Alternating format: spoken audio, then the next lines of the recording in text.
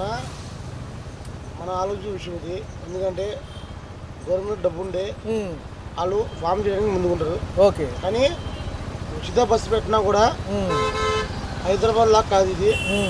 దేవుడి వల్ల ఆటోలు అందరూ ఎవరైనా బతుకుతారు. కానీ ఉచిత బస్సు అని చెప్పేసి ప్రత్యేకంగా అన్ని బస్సులు పెట్టరు. పెడితే మహా అయితే ఒక 20లో 10% పెడతారు. ఇది మన చంద్రబాబు గారు కదా వెళ్ళిద్ది. ఆటోలు అయితే నష్టపోకూడదు. ఓకే. ఏంటి ఇంకో మాట ఏంటంటే చంద్రబాబు కూడా ఒకసారి ఆలోచించుకోవాలి. ఏమని ఉచిత బస్సులు వాటికి ఆటో వాళ్ళు కొద్దిగా బాధపడాలి. ఎందుకంటే ఇప్పటికే సర్వీస్ లేక చాలా మంది బాధపడుతున్నారు. ఇప్పుడు గవర్నమెంట్లో డబ్బులు లేక ఆయన కూడా మనం ఏం చేయలేము అన్న. గతంలో సంక్షేమ నిధి ఒకటి పెడతామన్నారు ఫ్యామిలీలకి అన్నింటికి కూడా. ఇన్సూరెన్స్తో పాటు 15,000 డబ్బులు అన్నారు. ఏమైనాయి పెడతారండి. ఏంటంటే ఒక మాట, ఇప్పుడు గవర్నమెంట్లో డబ్బులు లేక అప్పులు అయి ఉండి దాని గురించి మనం ప్రత్యేకంగా మాట్లాడకూడదు. ఓకే. చంద్రబాబు గారు చేస్తారు, న్యాయం చేస్తారు. ఆయన చేసినప్పుడు మనం తీసుకోవాలి అలా. మరి చూసుకుంటేనేమో ఫిబ్రవరి నుంచి మళ్ళీ జగన్ గారు ప్రజల్లోకి వస్తామంటున్నారు. ఎలా ఉండబోతుంది? మళ్ళీ సంక్షేమం దూరం అవుతుంది అంటున్నారు కదా, లేటు పడుతుంది. మరలా ఇప్పుడు ఆయన వచ్చినాక ఆయన ప్రయత్నం అయింది, చంద్రబాబు ప్రయత్నం చేయదు. ఏదైనా కూడా మనకు ముందు ప్రభుత్వం బాగుంటే మనకు చాలు. ఎవరు చేసినా కూడా మనకి మంచిగా చేస్తే ఆయన చాలు. పవన్ కళ్యాణ్ గారి తీరుగతులు ఎలా ఉన్నాయి?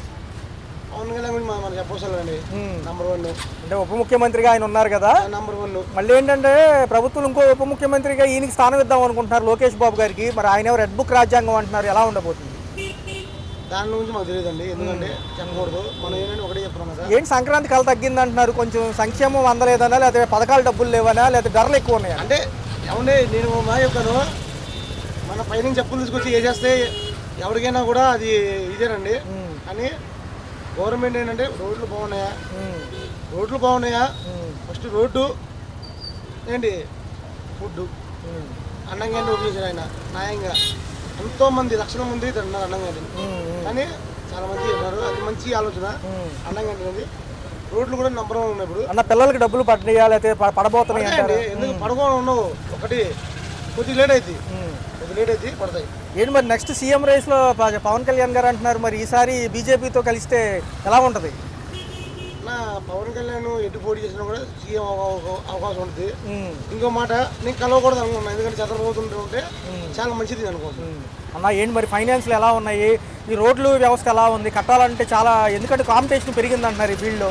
ఏమన్నా కొద్దిగా మా ఆటో తరఫు నుంచి చాలా ఎందుకంటే చాలా మంది కేసులు రాయడం అంటే అది ఒకటి తగ్గించుకుంటారు. ఏముండదు దేవుడి వల్ల. ఆయన చంద్రబాబు గారు చిన్న మాట చాలా మంచి వ్యక్తి.